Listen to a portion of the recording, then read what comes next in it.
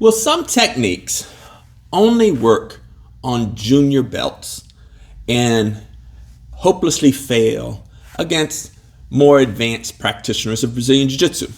That's this week's question of the week. I get the comment a lot of times, whether it's on videos of techniques I'm showing or even techniques that other people on social media are showing. I'll always see somebody pipe in with a comment. Oh, that technique will only work against, lower belts or people who are not advanced. There's no way that technique would work on a higher level, black belt or competition black belt. And I found that fascinating, that people say that and they repeat that with a great degree of confidence. Although I think they're 100% wrong because they don't really understand Brazilian Jiu-Jitsu. And what I mean by that is Brazilian Jiu-Jitsu just works. It's as simple as that. It just works. And every technique in Brazilian Jiu-Jitsu can work against any belt. But also, every technique in Brazilian Jiu-Jitsu can be countered by almost any belt. And what it comes down to is the practitioner's proficiency at doing the technique. So, for example, the triangle choke is one of the first submissions people learn in Brazilian Jiu-Jitsu. It's a very common submission. You're going to learn it as a white belt, and it's just, very common. And not only is it a very common submission, but there's numerous counters and escapes from the triangle choke.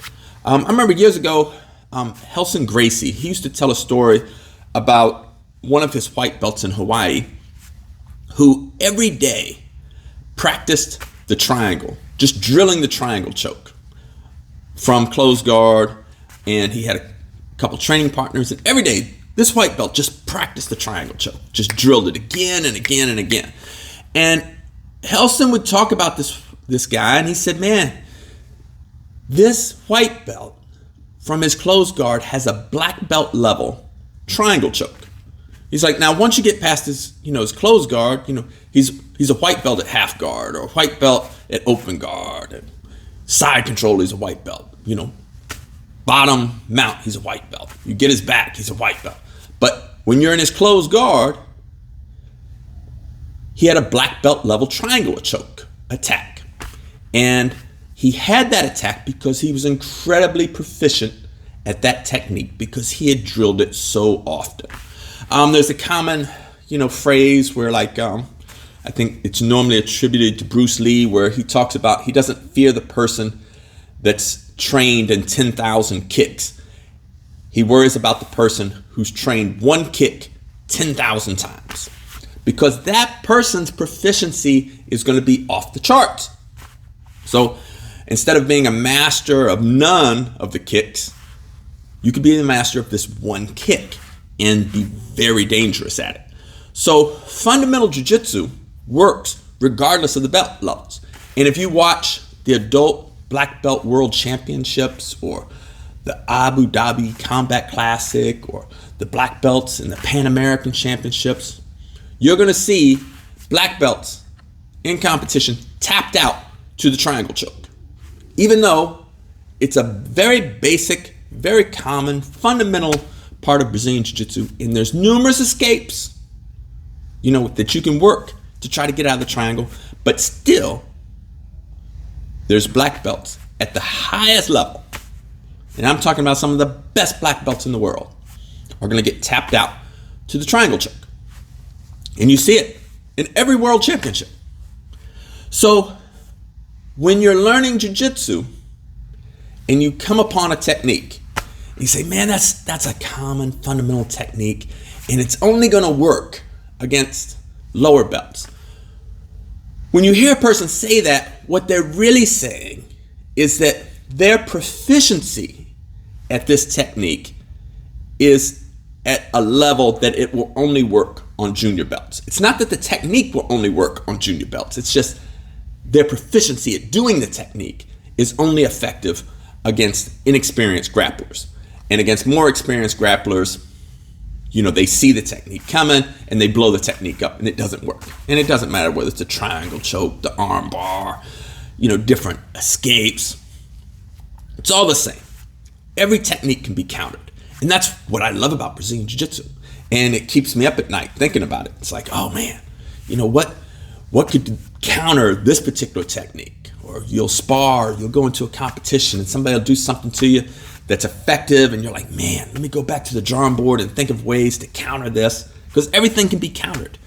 And that is just amazing to me. And like one of my favorite martial arts movies was The Karate Kid in 1984. Had Mr. Miyagi and Daniel-san. Great movie if you haven't seen it. And towards the end of the movie, Mr. Miyagi's on the beach. He's practicing this kick. And Daniel-san asked Mr. Miyagi about the kick. And Mr. Miyagi said, it's called the crane kick. He's like, if it's done correctly, there's no defense. And Daniel-san went on and ended up winning a karate championship, the All Valley Karate Championship, I think it was called, doing this crane kick. And, the belief, you went through Karate Kid, it was like, there's no defense for it. Well, in Karate Kid Part 2, Daniel-san tried that kick again when he was in Okinawa. And the young man he tried to kick against knew a defense for it, blocked it, and I think he busted Daniel-san straight in the nose after he blocked it. So, turns out there was a defense for it. But there's a defense for everything in Brazilian Jiu-Jitsu. And that's what makes it so fascinating. And so, whether you can defend something or not depends on your proficiency. Can you identify the submission or the technique that's being set up? And do you know can you identify it in time? And do you know the counter? And can you execute that counter in time? And then, maybe you very well will get out. Probably a great example of fundamental jiu-jitsu executed at the highest level was watch videos of Roger Gracie's matches. He won the worlds in both his weight class and absolute numerous times. Many of us considering the greatest competition jiu-jitsu practitioner ever, especially in the gi. And I remember a few years ago, he was having a match because Roger had been fighting MMA for a while, so he had been out of competition jiu-jitsu, and he had a match against Buchecha, who probably 7, 8, 9 times had also won the black belt absolute world championship, but he had done it while Roger was busy pursuing an MMA career. So like a torch had passed between these two great practitioners, and they had a super fight, Roger Gracie against Buchecha. And a lot of people, black belts in Brazilian Jiu-Jitsu had thought, advances in techniques had passed Roger by, and Buchecha, he's got a lot of new Jiu-Jitsu, very exciting style, and he's been dominating ever since Roger's been gone. Buchecha is going to win this match. And most people predicted that.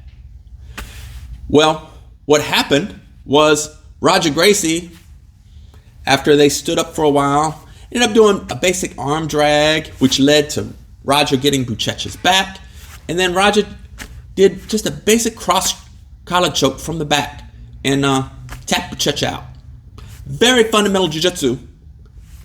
Nothing fancy, nothing that Buchecha had never seen before, nothing that those of us who were spectating had never seen before, but it was executed at a level that was just off the charts. And when you watch Roger's matches over the years, like his most common submission would be he would mount elite world champion black belts and cross collar choke them. And I'm talking about the best of the best. He would mount them, cross collar choke him, and you would think like, man, that's such a basic submission. These elite world champion black belts, there's no way he's going to get them with that. And he got opponent after opponent. Like that was just his signature move. He would mount you during the match, cross collar choke you, and it's over. You're done.